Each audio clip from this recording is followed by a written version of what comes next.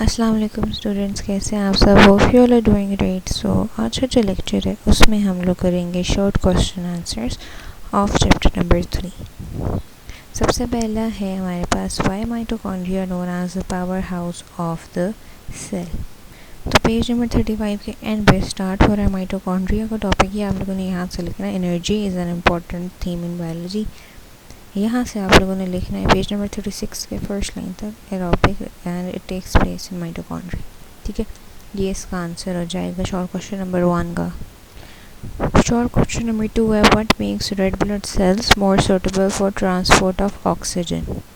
ये जी, red blood cells are hemoglobin filled cells to transport oxygen in the body. They are biconcave disc shaped cells. This shape provides more surface area to absorb and release oxygen. ये question number 2 का answer हो गया। फिर question number 3, give the modification of epidermal cells for exchange of gases and absorption of water and minerals. Absorption of water के लिए root hair cells हैं और guard cells होते हैं जो रेगुलेट करते हैं opening and closing of stomata. यही एयर के इनवर्ड और आउटवर्ड मूवमेंट को भी कंट्रोल कर रहे होते हैं। शॉर्ट क्वेश्चन नंबर 4 है ये the following diagram shows a plant cell.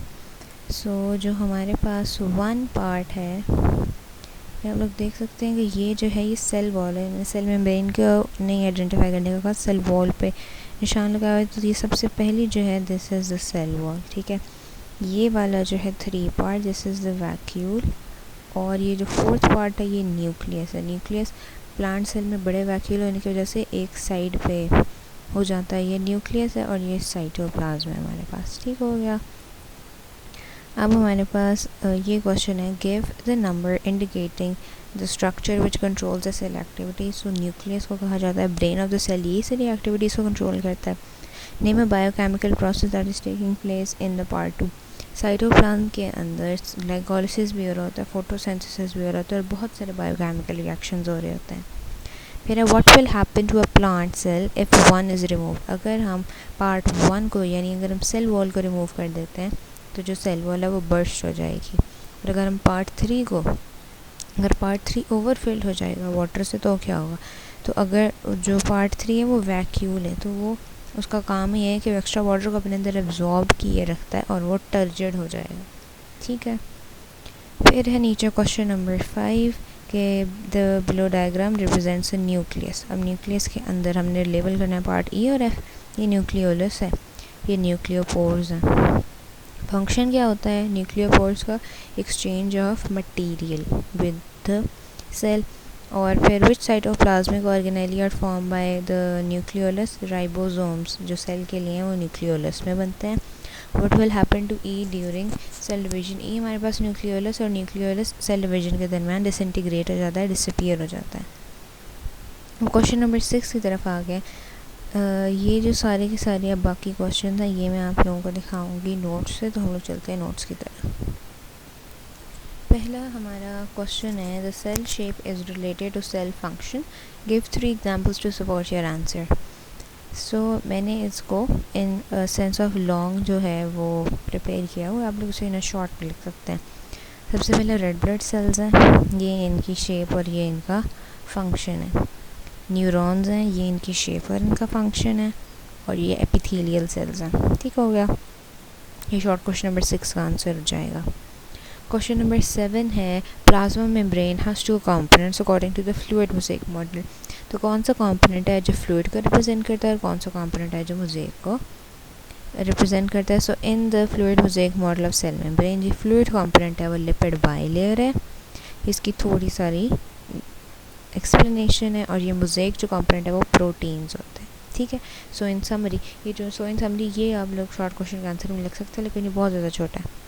So in summary, the lipid bilayer represents the fluid component while the proteins represent the mosaic component in the fluid mosaic model of the cell membranes.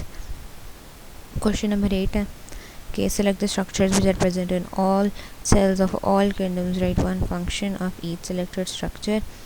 Cell membrane ये इसका function है, ये nucleus का, ये ribosome का, ये cytoplasm का और ये माइटोकॉन्ड्रिया का, ये गोल्गी अपरेटस का, ये एंडोप्लाज्मिक रेटिकुलम का, ईआर का, ये लाइसोसोम का और साइटोस्केलेटन का, एंड वैक्यूल का, ठीक है। क्वेश्चन नंबर 9 है which cells in plants and animals do not have a nucleus and how do these cells perform their function without the nucleus? So in animal mature red blood cells जिन्हें थ्रियोसाइट्स भी बोला जाता है, इनमें nucleus नहीं होता, और प्लांट में सीव ट्यूब एलिमेंट्स हैं जो मेच्योर सीव सेल्स होते हैं फ्लोएम में, उनमें न्यूक्लियस नहीं होता। तो ये फंक्शन किस तरीके से करते हैं, उनमें स्पेशलाइज रोल्स और अडेप्टेशंस होती हैं। रेड ब्लड सेल्स किस तरह फंक्शन करते हैं वो ये आ जाएगा, और सीव ट्यूब एलिमेंट्स या मेच्योर सीव सेल्स किस तरह फंक्शन करते हैं वो ये सारी डेफिनेशन है। So despite lacking a nucleus these cells can still perform their essential functions. Question 10 है unripe oranges are green in color after ripening their color changes. Which organelles are involved in the change in during color during their this process of from green to orange? कि chromoplast, chloroplast वगैरह, chloroplast involve होता है, chromoplast involve होता है। Chloroplast green colour देता है और chromoplast green के अलावा तमाम कलर देता है प्लांट को, जो भी उसका स्पेसिफिक कलर होता है। अब हमारे पास so during the ripening of oranges the number of chloroplast decreases as they convert into chromoplast and which results in the colour change from green to orange, ठीक है। लास्ट क्वेश्चन है which organelles are abundant in the salivary gland? So salivary glands are specialized for the production and secretion of saliva, which contains enzymes and lubricants that aid in digestion process. Several organelles are abundant in salivary gland cells due to their role in producing and secretion saliva. Golgi apparatus, endoplasmic reticulum, mitochondria, secretory vesicles, and the nucleus are involved. So these organelles work together to ensure the efficient production, modification, packaging, and secretion of saliva by the salivary gland cells, supporting their specialized functions in the digestive system. सो हम लोगों ने chapter number 3 के short questions भी complete कर लिए। Last video में MCQs complete कर लिए थे। अब जो नेक्स्ट वीडियो होगी इसमें हम लोग लॉन्ग क्वेश्चंस कंप्लीट करेंगे और चैप्टर नंबर 3 भी हमारा कंप्लीट हो जाएगा। अल्लाह हाफ़िज़।